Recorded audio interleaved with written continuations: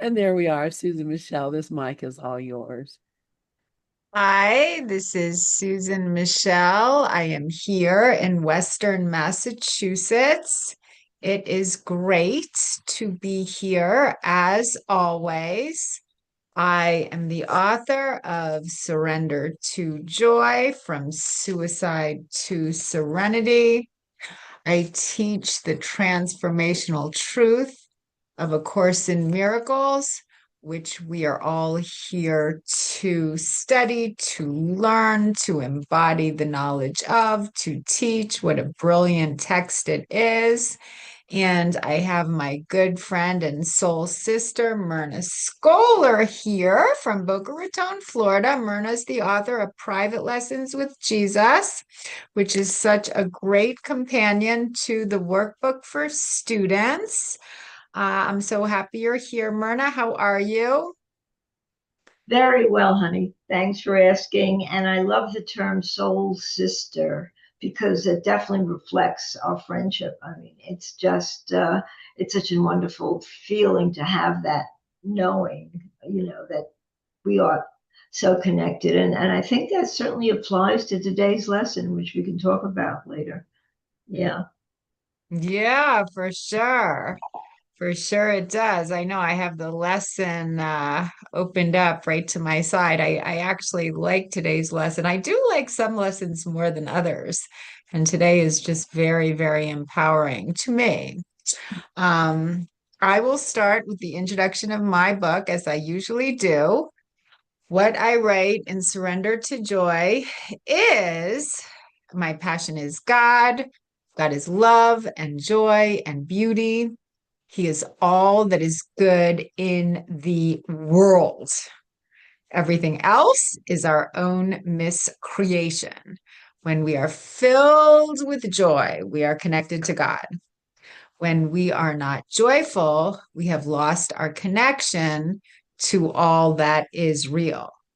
This is my message. It can be clarified with three simple words: surrender to joy. There is nothing to find. All we need to do is surrender. So the separation occurred, according to A Course in Miracles, when the Son of God remembered not to laugh. Before the separation, we were one with God the Father, and we just lived in a state of pure joy. And then the ego came into the picture, and we remembered not to laugh. And then we forgot our connection to source energy. So I believe we're here in this earthly classroom to learn important lessons, to learn to see through the pain, to learn to see through the errors, learn to see through the sins, to the innocence within everyone we come across, and most importantly, to feel the innocence within ourselves, because we can't see the innocence in our brother until we find that innocence within ourselves first. That's why I just love this affirmation. And I really do wake up each morning with this affirmation. I embody the essence of innocence. Last night I had a really interesting dream. And I woke up remembering details of this dream. It was a dream of me and someone whom I was very close to, that I really am not talking to that often anymore. And I felt sad. It's interesting what dreams can tell us. And then I went on to ChatGPT and I told ChatGPT the details of my dream. And I really think ChatGPT is amazing. I am a big ChatGPT lover because the details that ChatGPT picked up were just so amazing, like much, much better. I mean, I used to go on to Google, But to compare Google to ChatGPT, I feel like ChatGPT is Google times 10. And even, when we go into ChatGPT in the middle of a discussion here in the chat room, I love the information that ChatGPT spouts out to me. But there was sadness in my dream, and when I woke up, I felt sad, but then I said my affirmation. I embody the essence of innocence. I think so many times here in life, we just, we need to feel our feelings as life goes on. But God loves us so much, and to remember at each and every moment how much God loves us is such an empowering state of mind to embody.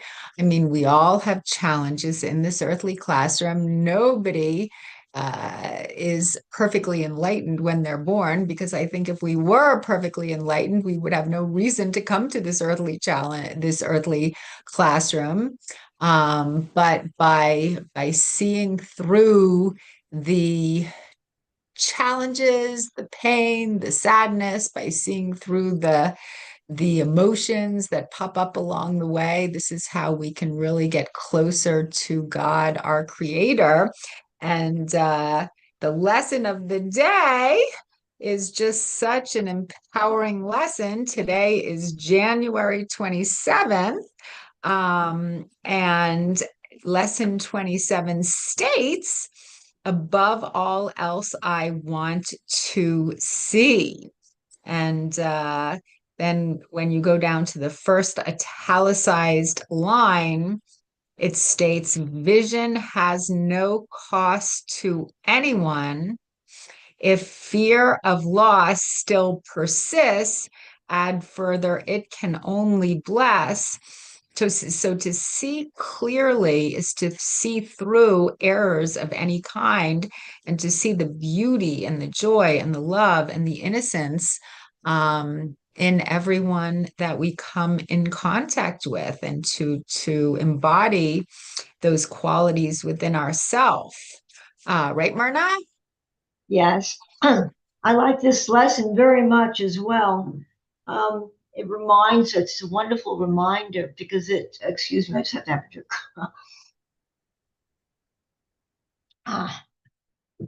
Because it really emphasizes the importance of prioritizing true vision and perception over everything else. And the lesson really does encourage us to recognize that our deepest desire, above anything else, above beyond illusions or judgments or appearances, um, to experience the world through the eyes of love. And I think by affirming this particular intention, we're invited to let go of the worldly distractions and conflicts, and making our inner peace our highest goal. And it does not involve sacrifice. I think we might think, well, above all else, I want to see, well, what do I have to sacrifice to do this? But there's nothing to sacrifice. I think this lesson also paints a clear picture about that, So, this lesson just involves just reminding ourselves that recognizing the presence of love in all things, and it's more important than anything we might want. And this shift, I think, is meant to bring greater calm, insight, peace, healing into our life. And we learn to value the vision, the spiritual vision, above all other desires or concerns, because that really has us focus on nothing but peace, really, because once we embody this and feel it, and are able to live it, then peace does take over. And who really doesn't want peace? So it's just uh, all it really entails, is to recognize the presence uh, of love in all things, actually. And true vision really goes beyond illusions, and we begin to see unity and realize that inner peace and clarity, we gain clarity from acknowledging the shared love, the essence that we share with others. And, vision doesn't have a cost to anything. It can only bless. And that's what really in that lesson, it says that it can only bless. Um, there's no cost to anyone. It can only bless. And, um, and that's not taking anything away or making sacrifices. So instead, I think true vision, is about giving and extending love and understanding. And when we choose to see this type of clarity, um, we, we're not diminishing anyone else.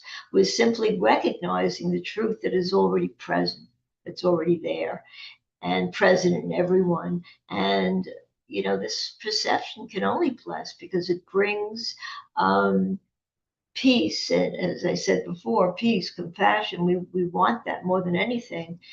And it brings it not only to ourselves, but to everybody else around us. And this, by embracing this way of seeing, we participate in a shared blessing that uplifts and harms no one. Right, Susan?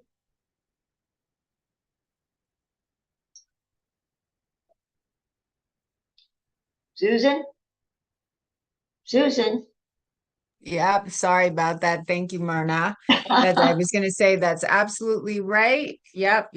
I thank you for telling me that I was muted. Um, when we see truly, we are seeing the innocence in our brother. We are feeling the innocence within ourselves. We are A Course in Miracles clearly states that a fast, easy way to heaven is forgiveness, because forgiveness goes so much deeper than the way it was taught in the traditional Christian church. The traditional Christian church teaches that if my brother made a mistake, yes, I should forgive him, but I am forgiving him because I want to appear good in the eyes of God. I want God to be impressed by my sanctimonious actions. I want to say, I like the word brownie points. I like to score brownie points. That's why I should forgive. But really, I am the superior one. A Course in Miracles teaches that we forgive not to impress God. We forgive because that is the only way we can see clearly. That is the fastest way back to heaven. We forgive because it feels good. It basically, when we condemn our brother, when we focus on the grievances, when we focus on the resentments, when we focus on feelings of victimization, we're coming from the egoic mindset and we're forgetting the truth of who we are. It basically hurts to hang on to resentment, to hang on to grievances. It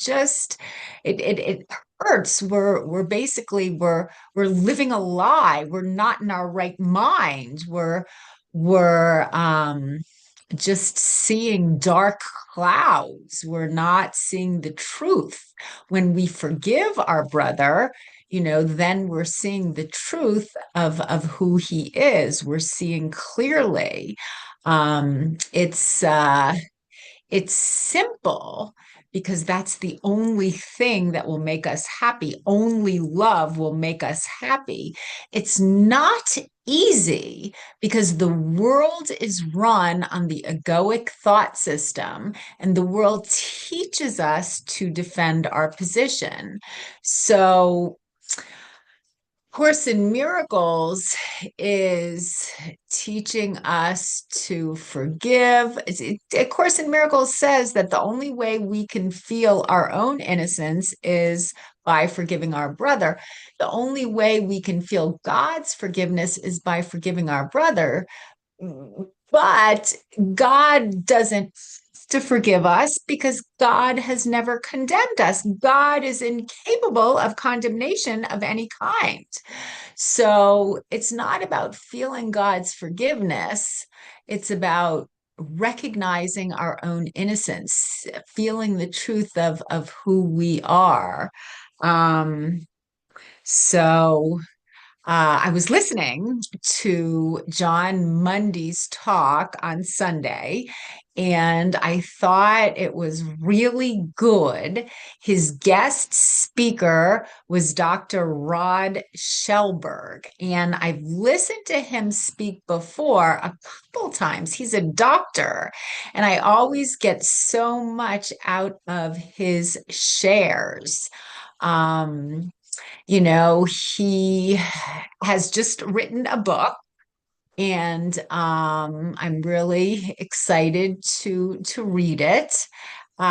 He started sharing how he was drawn to include different excerpts from the Bible along with excerpts from Course in Miracles. And, there is a lot of commonalities that they both share. As we all know, as Course in Miracles students, there's definitely differences, but there's also commonalities.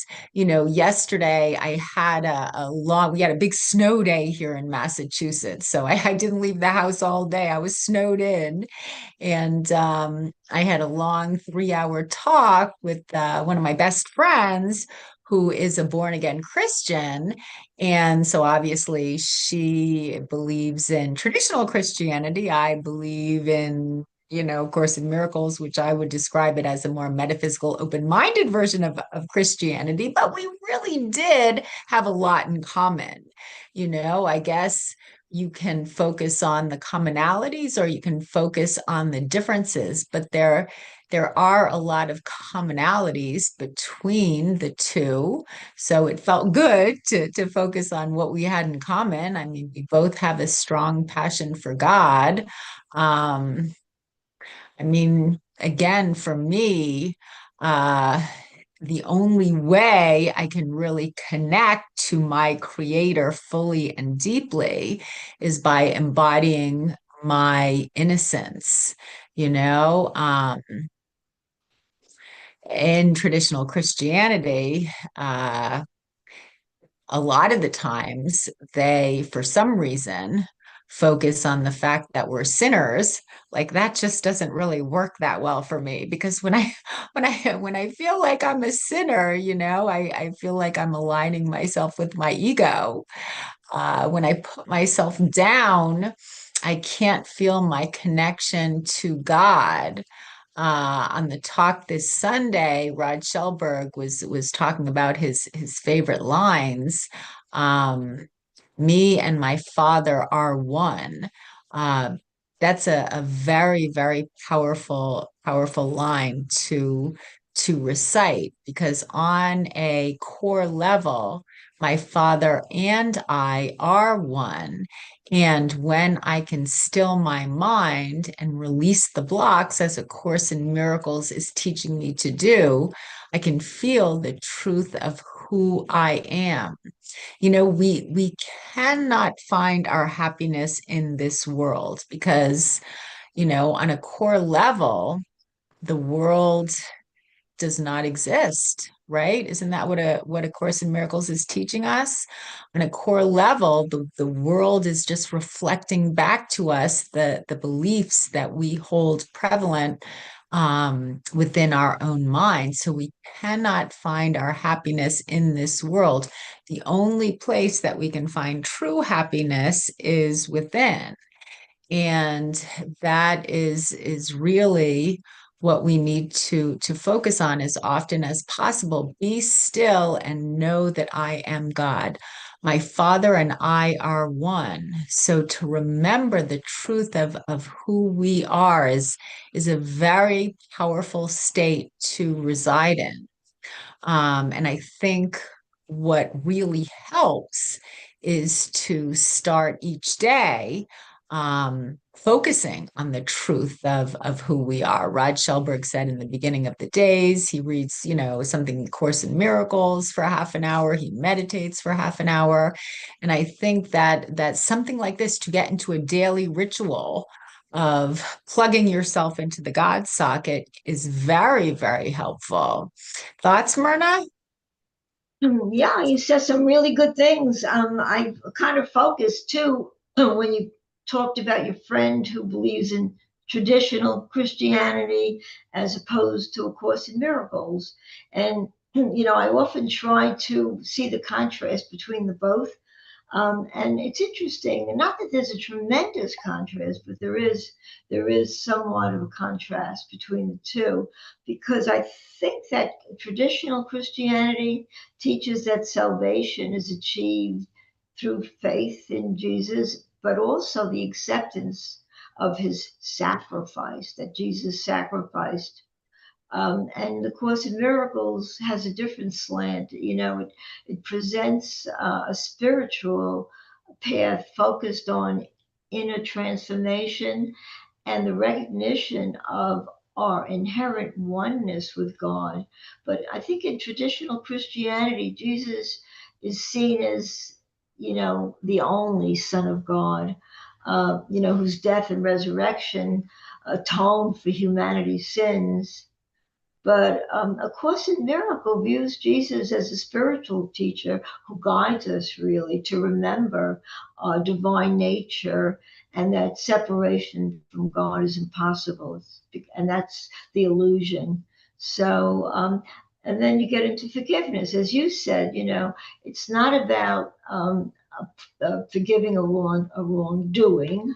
I don't think Jesus meant us to see it that way, or means us to see it that way, but the realization that in truth that nothing has happened and nothing has occurred, and separation and sin is simply illusions, nothing more than that. And so, I think in contrast. I think Christianity generally regards sin as a real offense, requiring repentance.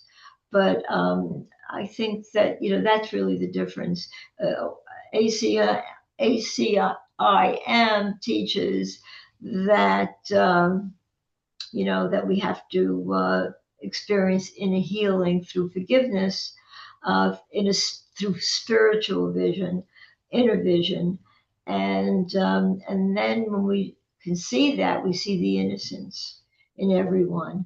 So it's really a bit of a different path, and I think it's interesting, right, Susan? Yeah, yeah. Um, I mean, for me, another thing that I was listening to today is the Circle of Atonement. Emily and Robert Perry, they have a 1 hour video that they did. I think it's called Basics of A Course in Miracles. I believe that's the name that they gave it. It's for beginning Course in Miracles students to give everyone an idea of what A Course in Miracles is all about. I mean, for me, I think it's very, very interesting. And they clearly state, the differences between traditional Christianity and A Course in Miracles. I mean, the commonalities would be God is love, which is it's a really big thing, which again is what my friend who's born again and I were talking about, because to know that our true power comes from God, is really crucial in feeling joy, because there are quite a few people who do not believe in God. That doesn't mean they're not good people, loving people. It doesn't mean that at all. But to acknowledge that of ourself, we are powerless, but with God's support, there is nothing that we cannot do.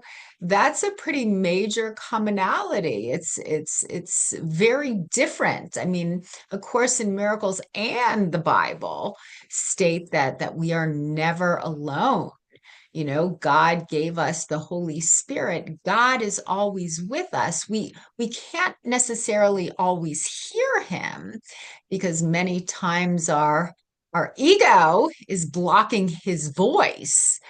But A Course in Miracles is teaching us to identify the blocks to the presence of love's awareness, so we can identify them and release them and listen to the voice for God who is guiding us throughout the day. I mean, that is our strength. That is the only way to be happy.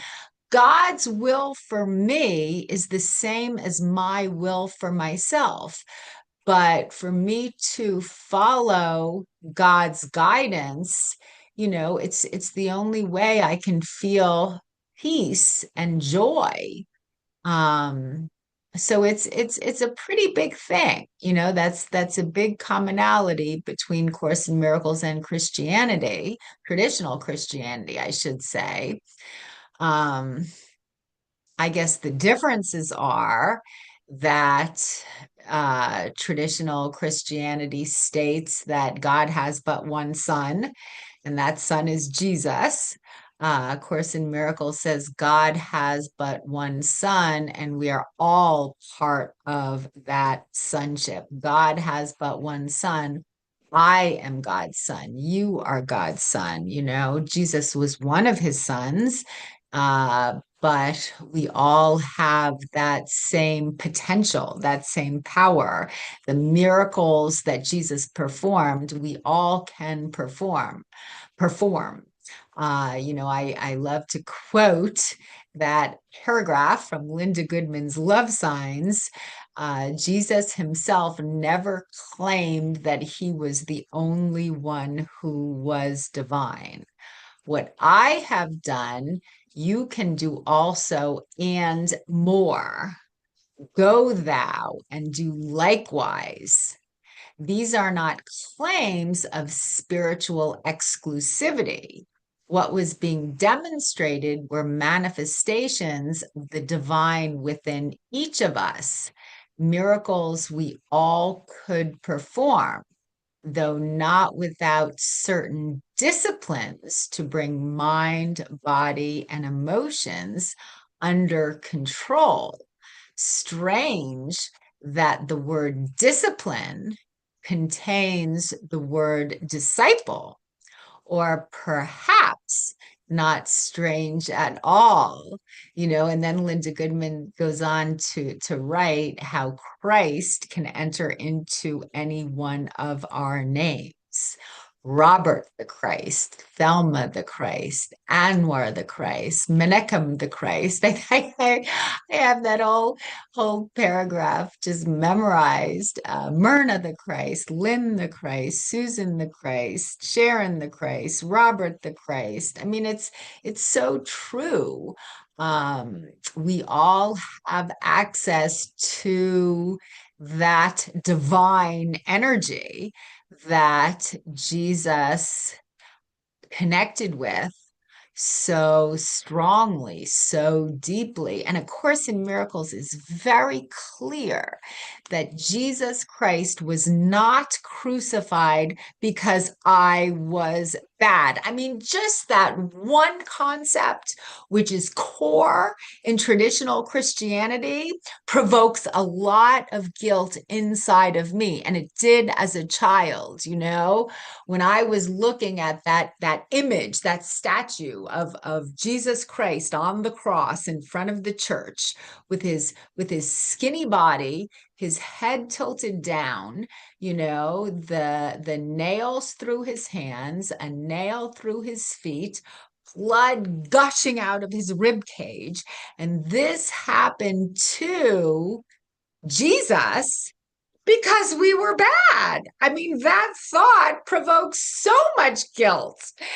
And that is the foundation of what the church teaches. And A Course in Miracles says, no, no, no. God did not punish Jesus because you were bad. The only message of the crucifixion is that evil has no power over us.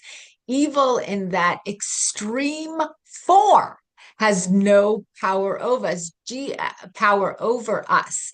Jesus was able to see through these projections of hatred. And he said, God, forgive them. They know not what they do. And if he could forgive people who crucified him the way they did, we certainly have the potential to forgive people that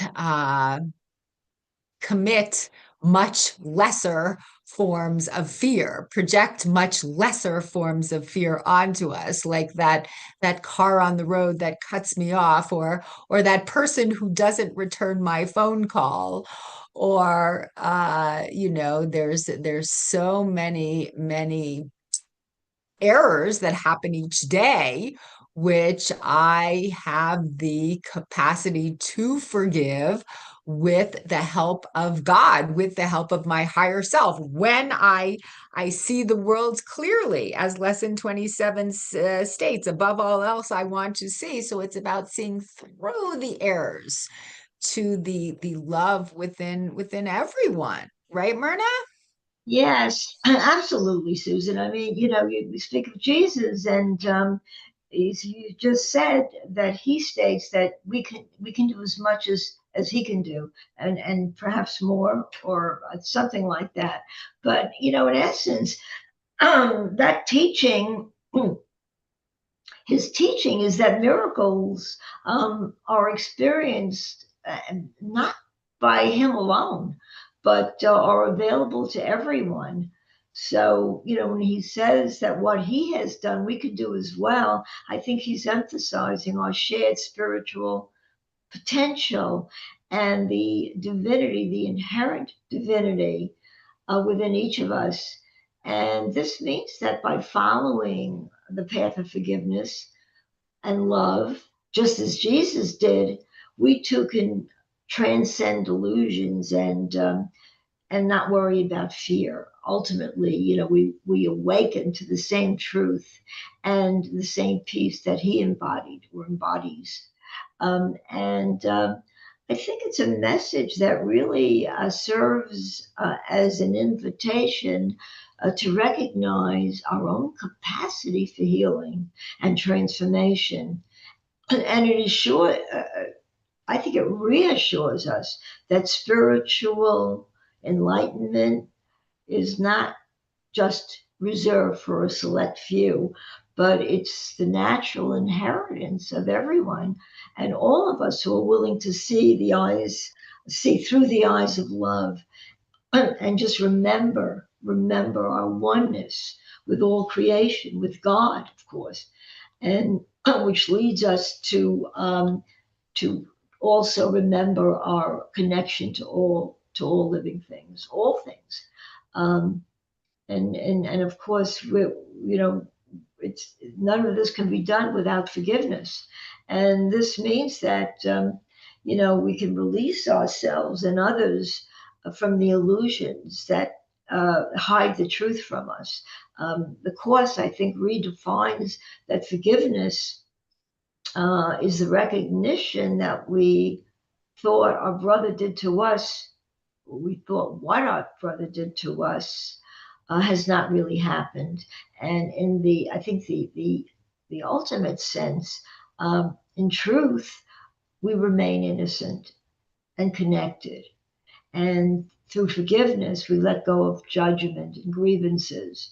And then we can see with the vision of Jesus, of Christ, a perspective when we look at it really reflects love and innocence and the reality that we share God. It's our shared divinity is that God loves everyone equally and that nobody is better than another. And I think certainly Jesus tries to drive home that idea, that ultimately forgiveness restores our awareness to truth and brings us back to peace, which is what I said before, that peace is what we all strive to attain. And once we have that peace, it's very hard to let go of it and to go back to our old ways. I mean, because that becomes too painful.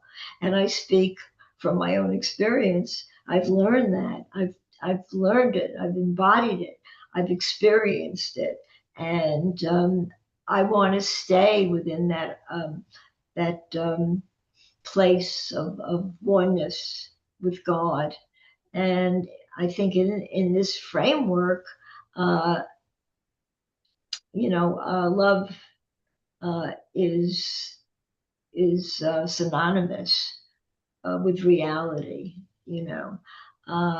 and unity, and yeah, and anything else, fear, guilt, separation, are considered illusions. Thoughts about that, Susan? Yeah. Well said. Once you feel that peace, love, joy, and happiness, you want to stay there. I think that's what A Course in Miracles teaches us to do. I do feel like my life is a bit like a pendulum. I will go in and out of that state of Christ consciousness, but to really, like, I know sometimes in my meditation I start feeling this place of oneness. I start feeling this connection to God. I feel like I start embodying the truth of who I am. And when you feel that, when you start to feel that, like in my mind, I just realize how much I crave to connect with God. It's just a deep soul craving, and to connect with that, to just, you know, knowledge that the most important thing to me, the only important thing to me, is to connect to my creator. It's such a beautiful thing to acknowledge. It's a beautiful state to crave. I think there's a Buddhist philosophy that talks about how to crave enlightenment is something that is very important. You have to just realize how deeply you want to connect with God, and with enlightenment. And when I can get my mind in that place of oneness, of peace, of really just letting go and surrendering to the moment that I'm in, it is such a just beautiful, blissful state of mind to reside in. Um, and I can get there during a good meditation. And there are, Course in Miracles says too, there are really no words to describe that state of mind when we're truly connected to God. It's something that we can feel, but it's something that is very difficult to communicate. That's why many times I've spoken about that time that I went to a seminar in Florida years ago, where there was an enlightened master who was given a talk, and I was in the audience, ready to take notes on can I have a step-by-step guide on how to reach this state of enlightenment, which is kind of what A Course in Miracles is. But I was wanting to know, the step-by-step guide to attain enlightenment by this enlightened guru. And all he did was laugh and throw out candy to the audience, because there are really no words that can describe that state of mind. But when we connect to that state of mind, we are in a place of just pure joy, pure bliss. It's just such an empowering state to reside in. And like you say, Myrna, when you feel that peace, you don't want to lose it. But again, this earthly classroom that we reside in, is kind of constantly, there are temptations out there. The ego is always trying to lure us over to his side, and we don't have to fight with the ego. It's basically just about like focusing on the light. And when we focus on the light, we realize there is no ego. That is a big difference between Course in Miracles and traditional Christianity. Traditional Christianity says we have to beware of the devil. We have to fight the devil. And Christianity, Course in Miracles is telling us, there is an ego, but we don't have to fight the ego, because when we fight the ego, we give the ego power. The only thing we have to do is to focus on the light. And when we focus on the light, when we focus on the truth of who we are, the ego just disappears, because the ego is not real. When we fight with the ego, we give the ego power. When we focus on the light, the ego just disappears naturally, because the ego is illusory. The ego is an illusion. The ego is not real. I went on, I do, as I say time and time again, I do love ChatGPT. And I asked ChatGPT, what is the main difference between A Course in Miracles and traditional Christianity? And what I got from ChatGPT is that traditional Christianity centers on sin, judgment, and salvation through Jesus' sacrifice. I do believe that traditional Christianity really does focus on sacrifice. Course in Miracles says sacrifice of any kind is not of God. Sacrifice of any kind is of the ego. So that is a pretty big, meaningful difference. Going back to ChatGPT, A Course in Miracles centers on illusion, forgiveness, and awakening through inner transformation. So, number one, view of sin. Traditional Christianity states that sin is real and separates humans from God. Jesus dies to atone for sin and restore that relationship. A Course in Miracles, sin is an illusion, a mistaken belief that we are separate from God. Nothing real has been harmed. ACIM teaches that we do not need redemption from sin. We need correction of perception. That's huge. We don't need to be redeemed. We just need to correct our perception. And again, I think that goes hand in hand with the lesson of the day. Above all else, I want to see, I want my perception corrected so I can focus on the love, so I can focus on reality, so I can release this illusion. Right, Myrna? Yes, everything's an illusion. And according to Jesus, in A Course in Miracles, sickness is also an illusion. And in a way, he gives us a way out of that. By all we have to do is say, I have no need of this. When we're feeling that we're sick, just say, I have no need of this. And I'd be surprised how often I use that phrase. And I certainly used it this past weekend. I went through something this weekend where I twisted my knee and I was in dire pain. I couldn't even walk. I mean, I really couldn't walk. So Pat took me to an orthopedist and they took x-rays and luckily there was nothing broken or torn. Well, actually, we didn't know if there was anything torn in my knee because he said you need to go for an MRI to establish that and gave me something for pain. And I made an appointment, in fact, this afternoon, late this afternoon, to go for an MRI. And it's funny. I said I have no need of this.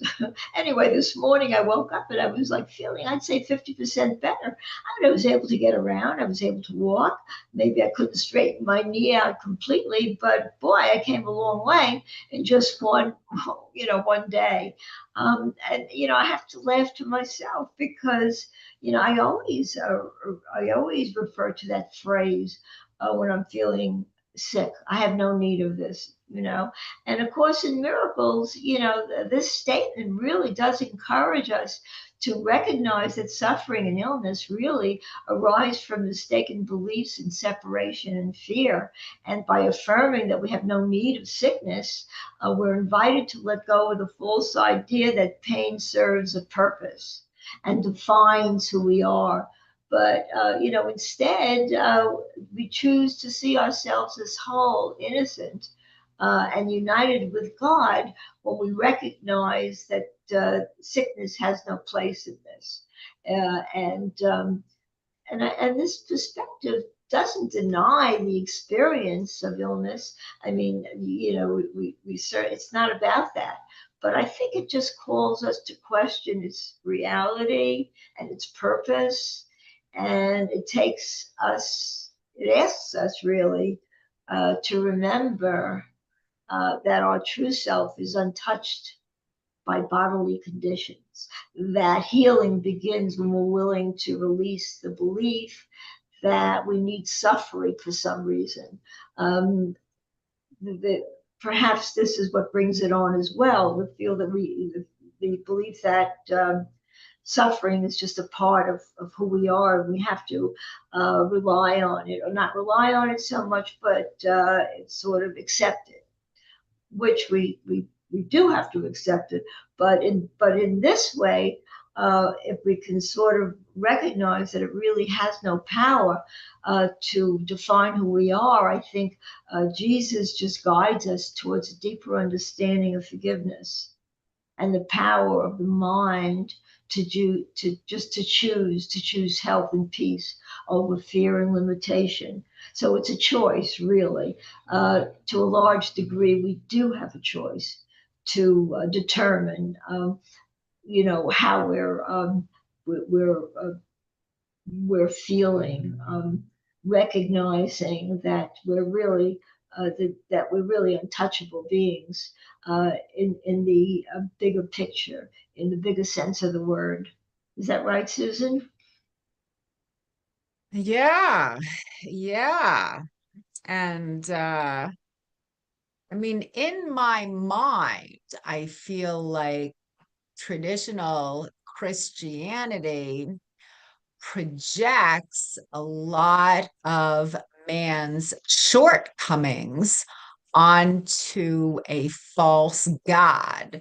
Like God is this entity that is dualistic. I mean, traditional Christianity is dualistic. When I'm good and loving and peaceful, God extends his love to me. I'm on God's good side. But when I make mistakes, I really need to fear God's wrath. When I make mistakes, God judges me. When I make mistakes, God condemns me. I mean, that's traditional Christianity. where Course in Miracles view of God is much more empowering. A Course in Miracles describes God as a being of unconditional love that has no condemnation, no judgment, no darkness.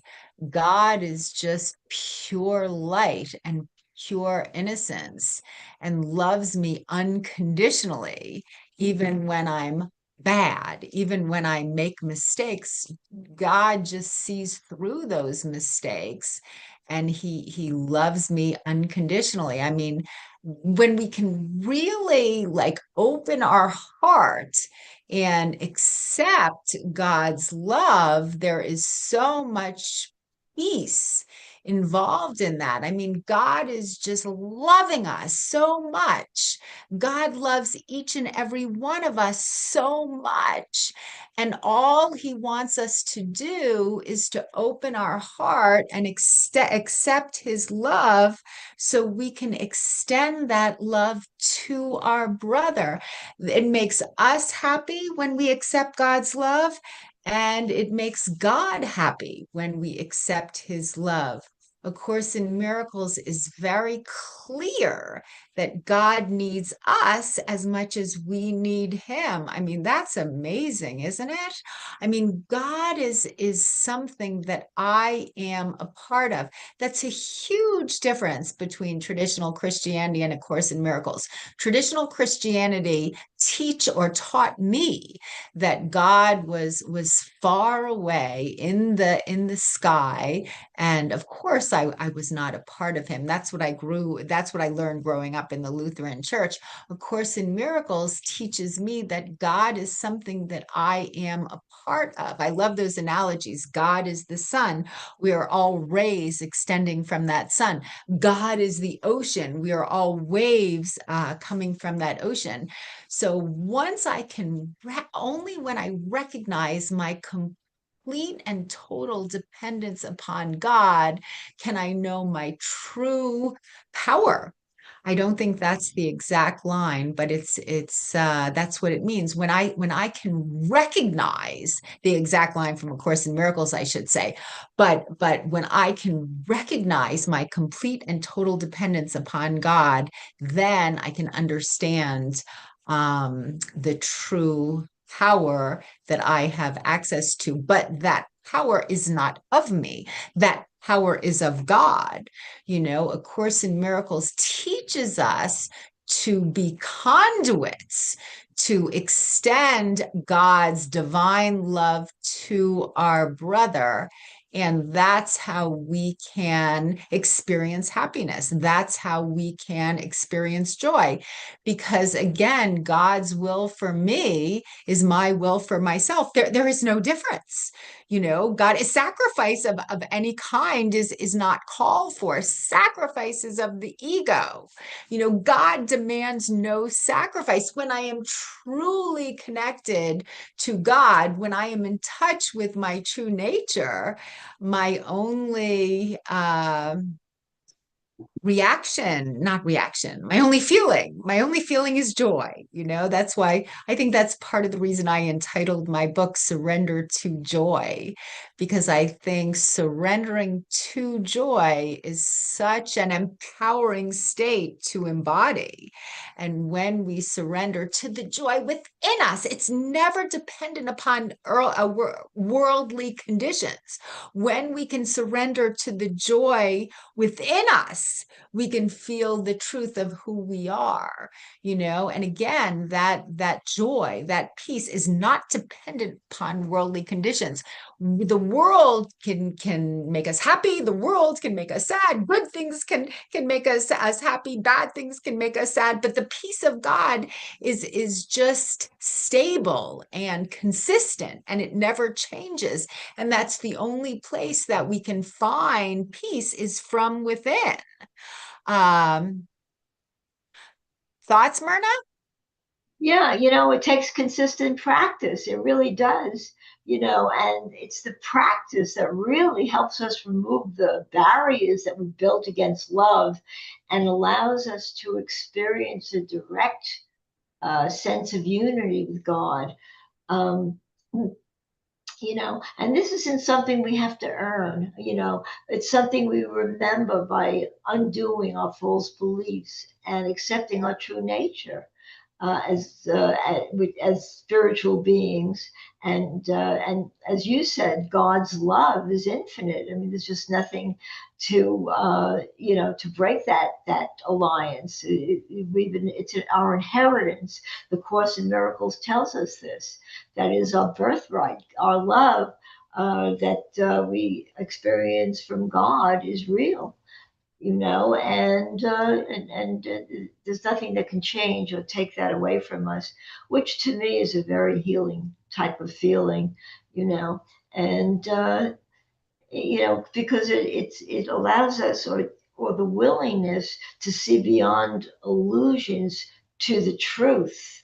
It does take willingness to see that, and also it encourages us to quiet our minds and to let go of judgment and to ask for guidance. That's all we need to do, really, is to ask, and we receive the guidance, because that love of God, entitles us to that as well. And the Holy Spirit is the inner voice for God. And by choosing love over fear and recognizing the shared innocence in ourselves and others, we open ourselves to the awareness of God's presence. Right, Susan? That's right, Myrna. Well, thank you, thank you. And I know there's a lot of nice chats in the chat room. I'm reading them. I know I didn't read them out loud today, but thank you for your shares. Thank you, Sora. Thank you, Robert. Thank you, Stephen. I love you so much, Myrna. What a beautiful hour.